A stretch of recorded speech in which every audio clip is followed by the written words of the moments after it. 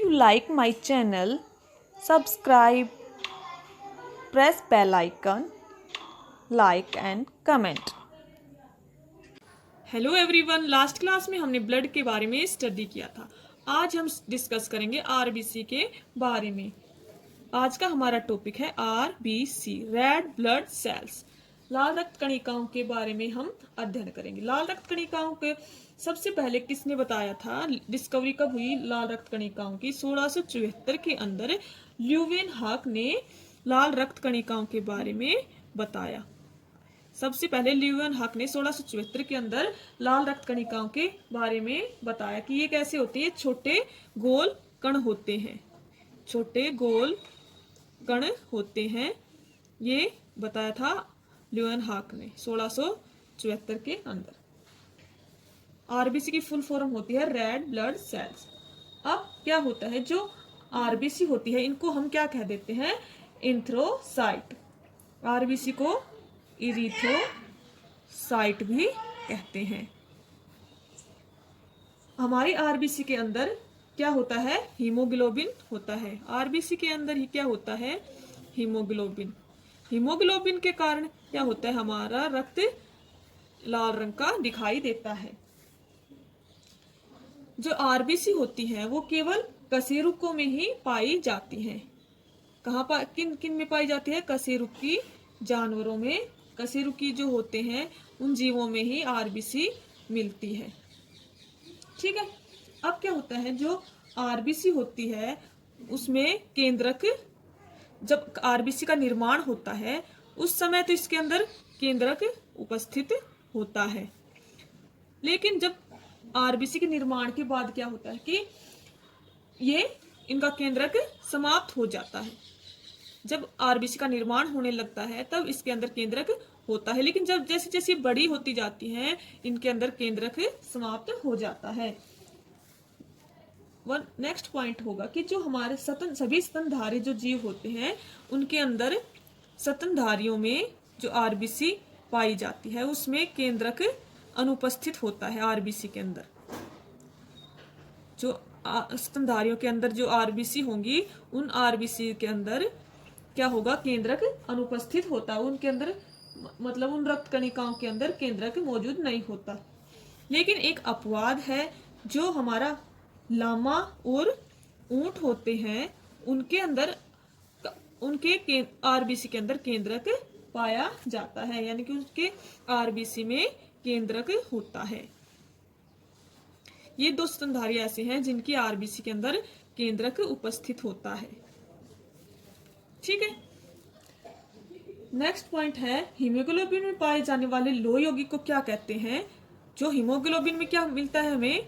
Haemoglobin के अंदर होता है लोह अयस्क। ठीक है। लोहे की मात्रा कहाँ मिलती है? हमारे हीमोग्लोबिन के अंदर। उसे क्या कहते हैं हम? हीमेटिन। उस यौगिक को हम क्या कहते हैं? हीमेटिन। जो हीमोग्लोबिन में पाए जाने वाले लोह यौगिक को हम क्या कहते हैं? हीमेटिन कहते हैं। नेक्स्ट पॉइंट है, जो हमारा आरबीसी का निर्माण होता है भ्रूणावस्था में। जब बच्चे का निर्माण होता है या भ्रूणावस्था के अंदर कोई जीव होता है तो उसमें आरबीसी का निर्माण कहाँ होता है? यकृत के अंदर। ठीक है। यकृत में या प्लीहा, यकृत के अंदर होता है, प्लीहा में होता है। भ्रूणावस्था में आरबीसी का निर्माण प्लीहा में होता है। लेकिन जब वयस्क मनुष्य के अंदर आरबीसी का निर्माण कहाँ होता है? फीमर और कपालिन के अंदर होता है, कपालिन अस्थियों के अंदर। ठीक है। भ्रूणावस्था में आरबीसी का निर्माण यकृत में होता है और वयस्क मनुष्य के अंदर आरबीसी का निर्माण फीमर और कपालिन अस्थियों के अस्थि मज्जा में होता है, के अस्थि मज्जा में होता है। ठीक। इन अंगों को जहां पे हमारे आरबीसी का निर्माण होता है उनको क्या कहते हैं हम? एरिथ्रोपाइटिक, एरिथ्रोपाइटिक व हीमोपाइटिक अंग कहते हैं। जो हमारे आरबीसी का निर्माण इन पार्ट्स के अंदर होता है, अस्थि मज्जा के अंदर होता है, इनको क्या कहते हैं? एरिथ्रोपाइटिक और हीमोपाइटिक अंग कहते हैं। आरबीसी का जीवन काल कितना होता है, यानी कि आरबीसी कितने दिन तक जीवित रह सकती हैं? 120 दिन तक। ठीक है। किसी भी मेल के अंदर कितनी आरबीसी होंगी? 55 लाख पर मिलीमीटर क्यूब। और फीमेल के अंदर होती है हमारे पास 45 लाख पर mm क्यूब। ये होती है हमारे मनुष्य के अंदर आरबीसी की संख्या। आरबीसी की कमी के कारण कौन सा रोग हो जाता है? यानी कि आरबीसी मतलब रक्त की कमी के कारण कौन सा रोग होता है? एनीमिया। इसे हम रक्त अल्पता भी कहते हैं। रक्त की कमी के कारण कौन सा रोग होता है? एनीमिया रोग होता है, इसे हम रक्त अल्पता भी कहते हैं। और अधिकता से, आरबीसी की अधिकता से कौन सा रोग हो जाता है? आरबीसी की अधिकता से हो जाता है पॉलीसाइथेमिया रोग। अब हमारे शरीर के अंदर आरबीसी की कमी कब होती है और अधिकता कब होती है? जब हम आरबीसी की सोते समय आरबीसी की संख्या कम हो जाती है। ठीक है। कितनी परसेंट? 5% कम हो जाती है सोते समय। और जब हम ऊंचाई पर, किसी भी ऊंचाई के स्थान पर जब हम जाते हैं तो हमारी आरबीसी की संख्या बढ़ जाती है, इंक्रीज हो जाती है। कितनी? क्यों होती है? क्योंकि वहां पे वायुमंडलीय दाब कम हो जाता है। वायुमंडलीय दाब की कमी के कारण हमारी आरबीसी बढ़ जाती है।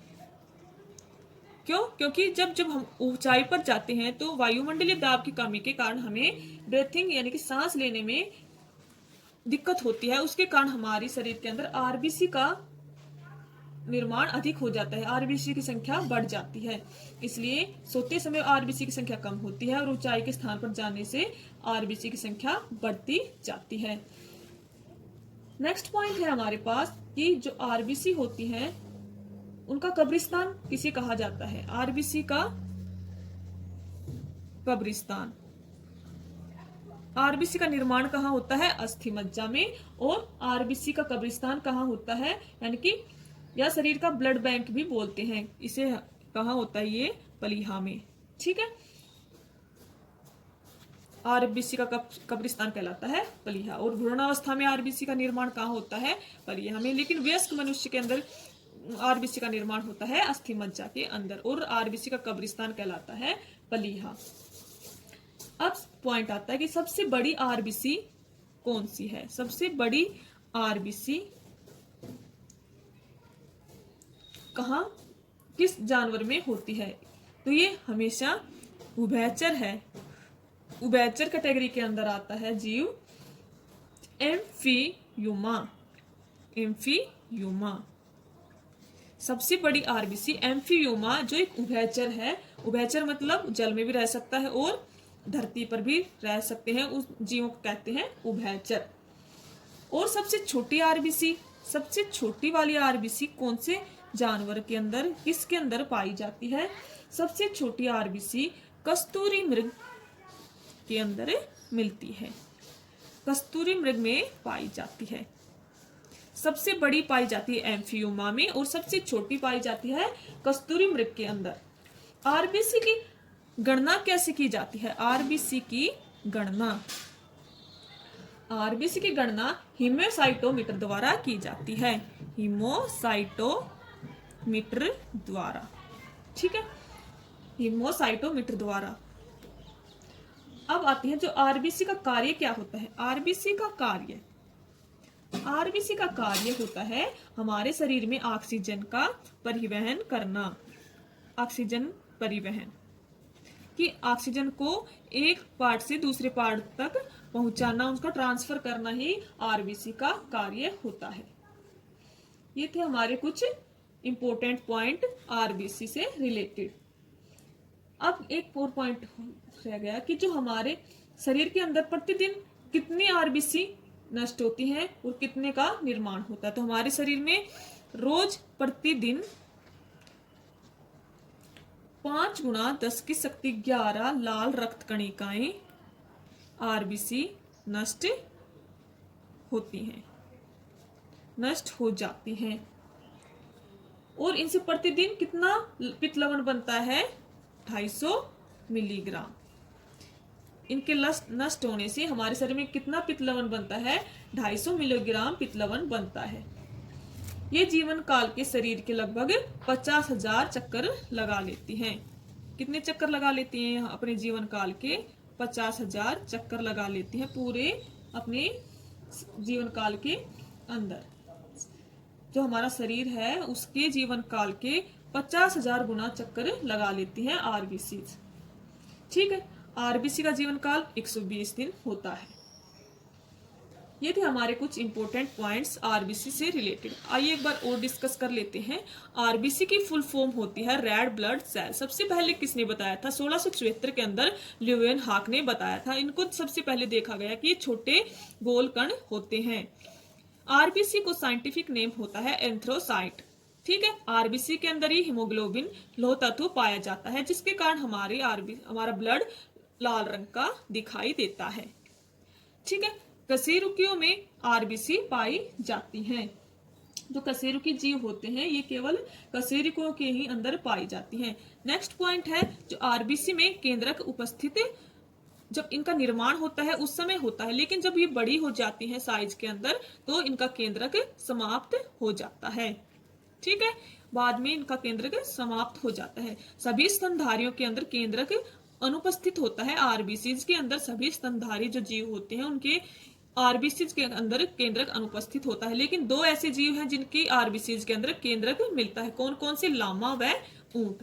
अब नेक्स्ट पॉइंट आता है, हीमोग्लोबिन के अंदर कौन सा तत्व मिलता है? लोह यौगिक। इसे हम क्या कहते हैं? उस लोह यौगिक को हीमेटिन कहते हैं। जो भ्रूणावस्था में आरबीसी का निर्माण कहाँ होता है? भ्रूणावस्था के दौरान आरबीसी का निर्माण यकृत यानी पलीहा में होता है। और वयस्क अवस्था में आरबीसी का निर्माण फीमर या कपालिन अस्थियों के अस्थिमज्जा में होता है। आरबीसी का कब्रिस्तान किसे कहते हैं? पलीहा को ही आरबीसी का कब्रिस्तान कहते हैं। नेक्स्ट पॉइंट आता है, जो जिन अंगों में आरबीसी का निर्माण होता है उनको क्या कहते हैं? एरिथोपाइटिक या हीमोपाइटिक अंग कहते हैं। आरबीसी का जीवन काल कितना होता है? आरबीसी का जीवन काल होता है 120 दिन। एक मेल के अंदर कितनी आरबीसी पाई जाती है? 55 लाख मिलीमीटर पर मिलीमीटर क्यूब। और एक फीमेल के अंदर 45 लाख पर मिलीमीटर क्यूब। इतनी मात्रा में हमारे मेल और फीमेल के अंदर आरबीसी मिलती हैं। आरबीसी की कमी के कारण कौन सा रोग हो जाता है? एनीमिया या रक्त अल्पता रोग भी कहते हैं। और आरबीसी की अधिकता के कारण यानी कि आरबीसी की संख्या जब हमारे शरीर में अधिक हो जाती है तो कौन सी डिजीज हो जाती है? पॉलीसाइथेमिया रोग। ठीक है, अब क्वेश्चन आता है कि हमारे शरीर में आरबीसी की कमी कब होती है? आरबीसी की कमी हो जाती है सोते समय। कितनी परसेंट? 5%। हम किसी भी पर्सन की सोते समय 5% आरबीसी कम हो जाती है। और अधिक कब होती है? जब हम ऊंचाई के स्थान पर जाते हैं तो हमारी आरबीसी इंक्रीज हो जाती है। ऐसा क्यों होता है? क्योंकि जब भी हम ऊंचाई पर जाते हैं तो वायुमंडलीय दाब की कमी के कारण हमारी आरबीसी बढ़ जाती है। ऐसा क्यों? क्योंकि जब हम ऊंचाई पर जाएंगे तो वायुमंडलीय दाब कम हो जाएगा और उस समय हमें सांस लेने में दिक्कत होती है, तब हमारी आरबीसी बढ़ जाती है।